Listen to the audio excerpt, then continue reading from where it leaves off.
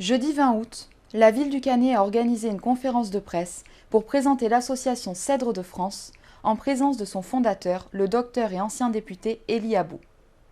Michel Tabarot a tenu à lui rendre hommage et à l'assurer du soutien de la municipalité dans son initiative pour venir en aide aux victimes de l'explosion à Beyrouth, au Liban, le 4 août dernier. Avec Yves Pidronnet, avec Muriel Dibary, notre conseillère régionale, avec Bruno Pébert, qui est député suppléant et adjoint aux affaires sociales au Cannet.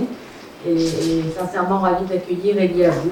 Il a un parcours qui le lie à nos deux pays, comme cette amitié franco-libanaise. C'est à la fois un enfant du Liban puisqu'il y est né, mais c'est également un enfant de France puisqu'il a apporté les couleurs de la République française à l'Assemblée.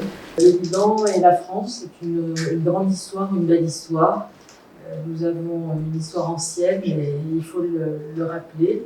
Et le Cannet est particulièrement touché aussi par le Liban puisque nous avons un pacte d'amitié qui a été signé il y a de nombreuses années avec la commune de Kfar Shima. Et aujourd'hui, en plus avec cette catastrophe, eh bien, ça nous encourage à essayer d'être à tes côtés et à mener des actions ciblées.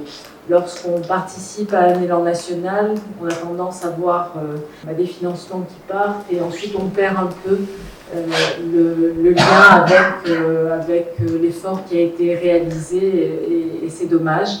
Là, en se rapprochant de ton association, notre souhait c'est de pouvoir suivre ce que tu vas faire très concrètement pour les Libanais à Beyrouth.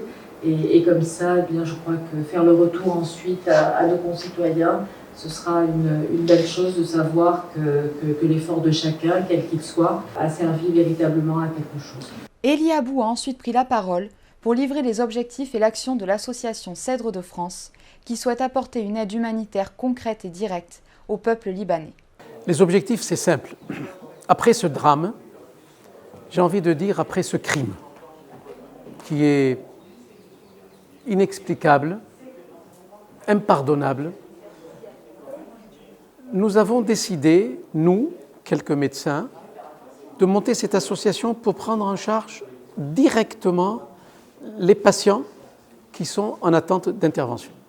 En fait, il y a eu au départ une thérapie rapide de consolidation, mais par la suite, comme il y a beaucoup de jeunes, ces jeunes-là, ils ont besoin de dispositifs médicaux, de prothèses, qui coûtent extrêmement cher et qui n'ont pas les moyens. Donc aujourd'hui, Cèdres de France, avec l'aide bien sûr de beaucoup d'amis, l'aide de la France, j'ai envie de dire, globalement, va recevoir les dossiers, va sélectionner ces dossiers, va évaluer ces dossiers, elle va pouvoir prendre en charge 10, 15, 20, j'espère le plus possible de patients pour effectivement sauver le pronostic fonctionnel de ces jeunes.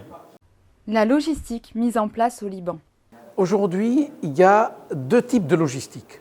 La première qui est au Liban, dans les hôpitaux francophones, c'est de pouvoir recevoir les dossiers et effectivement voir les dossiers des patients qui n'ont pas les moyens de payer les frais d'hospitalisation et les frais chirurgicaux. Donc ça, c'est une logistique qui existe déjà. La deuxième logistique, elle est chez nous, ici en France.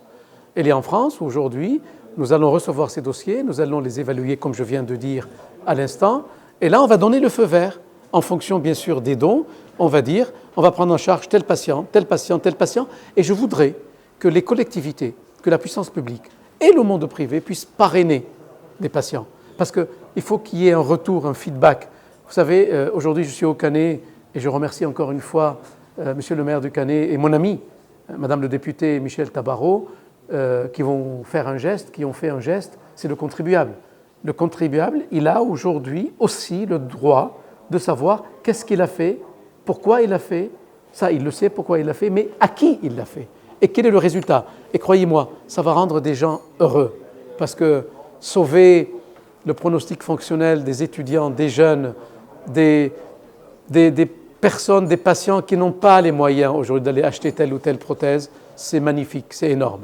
C'est énorme. Et aujourd'hui, le peuple libanais regarde la France parce que, comme je viens de le dire à l'instant à la conférence de presse, il y a une relation particulière entre la France et le Liban. C'est autre chose qu'une relation de diplomatie lambda.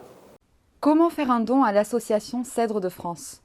Il y a plusieurs types de dons. Le plus simple, c'est ce qu'on appelle la cagnotte en ligne.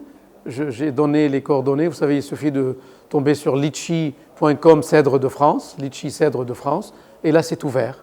On vient de l'ouvrir là il y a quelques heures, tout simplement. Donc ils peuvent effectivement donner. Après, il y a aussi les dons pour l'association, le siège de l'association. Donc je l'ai donné à vos collègues. Bien sûr, c'est une association loi 1901 et il y aura une déduction fiscale, je tiens à le dire, parce que c'est quand même important aussi, surtout pour les entreprises.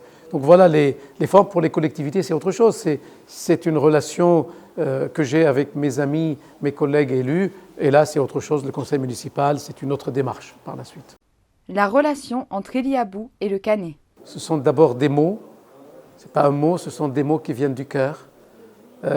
C'est une amitié indestructible, inoxydable. Et en plus, pourquoi le Canet? C'est simple, au-delà de l'amitié.